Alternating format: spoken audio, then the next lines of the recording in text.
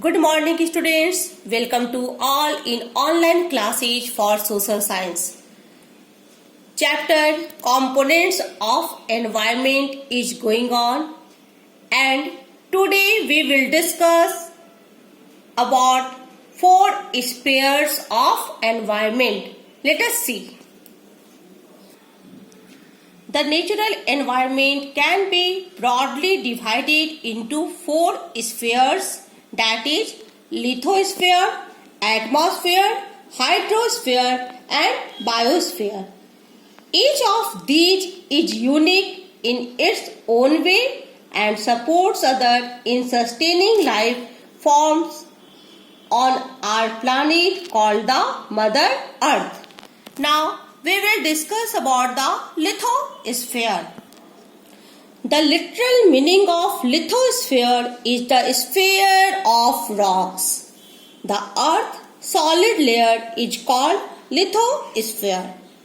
Lithosphere has many ups and downs. It consists of different types of landscape such as mountains, hills, valleys.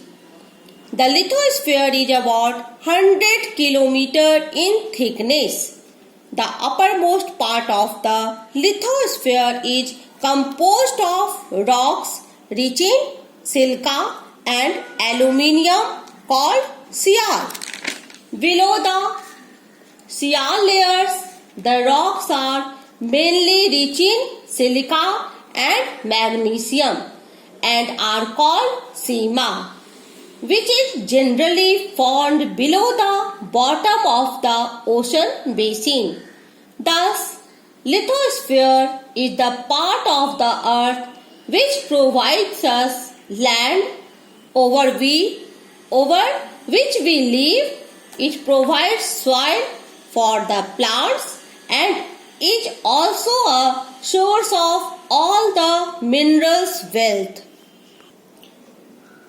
So, the lithosphere is also known as the home of different plants and animals.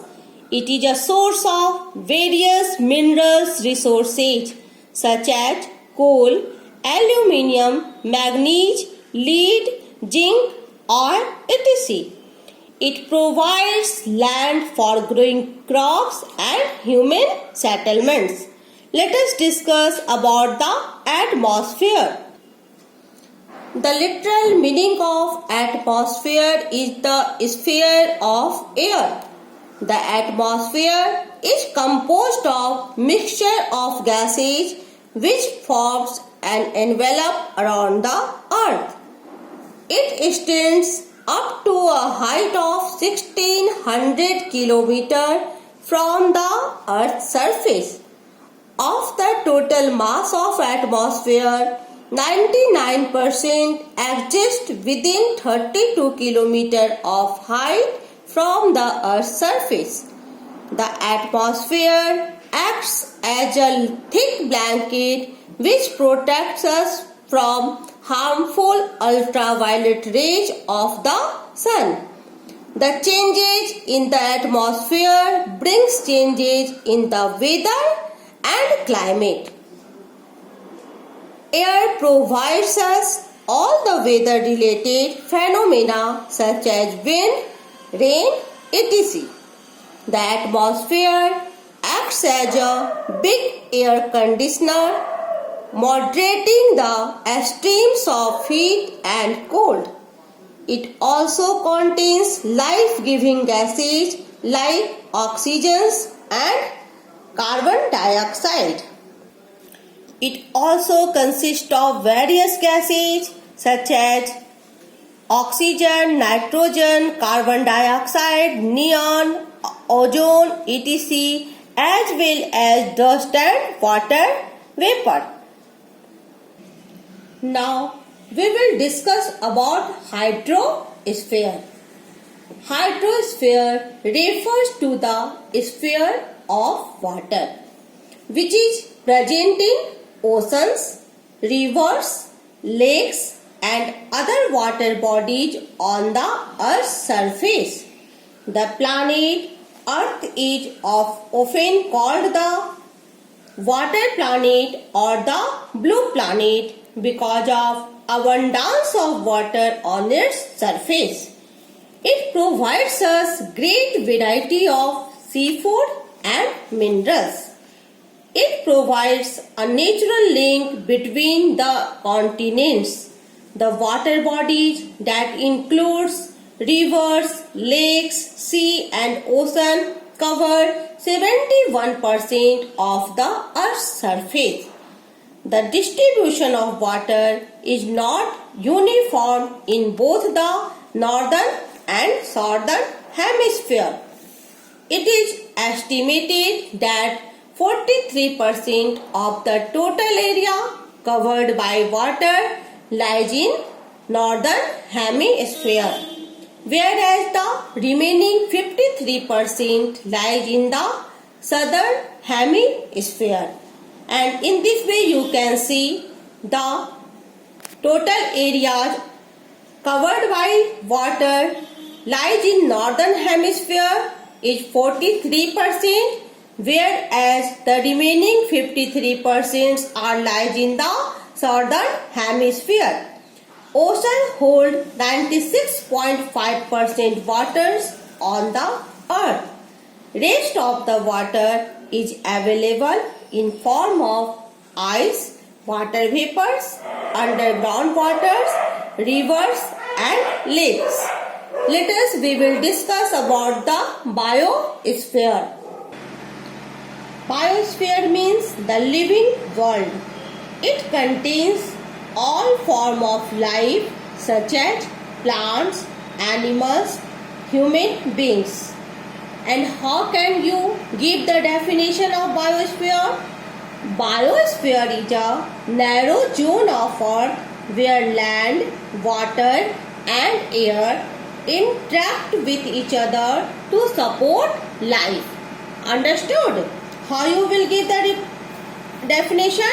Biosphere is a narrow zone of earth where land, water and air interact each other to support life.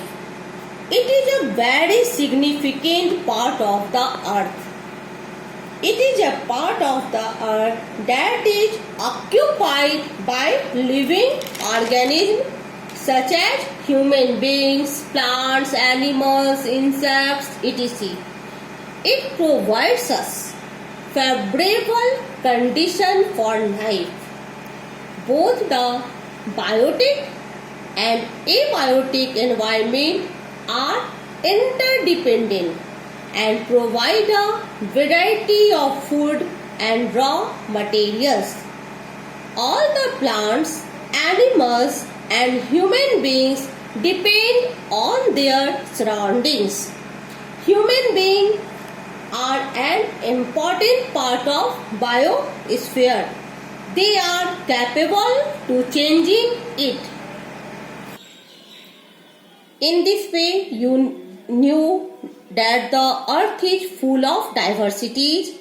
There is a diversity in land, soil, plants and animals. This process of diversification has occurred largely over long period of time, resulting in the emergence of new species of plants and animals. These changes create biodiversity on the earth. The Government of India has passed the Wildlife Protection Act in 1972 to protect and conserve the biodiversity. Under this act, poaching and hunting are prohibited. Violation of this act is a punishable crime under law. It is not only the duty of government to protect and preserve wildlife, but all of us are responsible. Students, do you know some critically endangered species of animal in India are forest owlet, Ganges shark, tiger toad, flying frog, leatherback turtle, etc. Presently, there are 102 national parks and 550 wildlife sanctuaries in India. And human beings as an important part of environment are well equipped to exploit, consume or utilize different plants and animals species existing on the earth's surface. It is the need of the present times that we should live in harmony with our surroundings.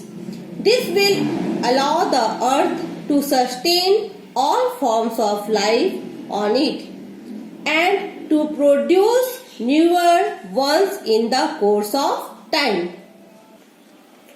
In this way, you learnt about the four spheres of environment, and human beings are an important part of the biosphere and they are capable of changing it.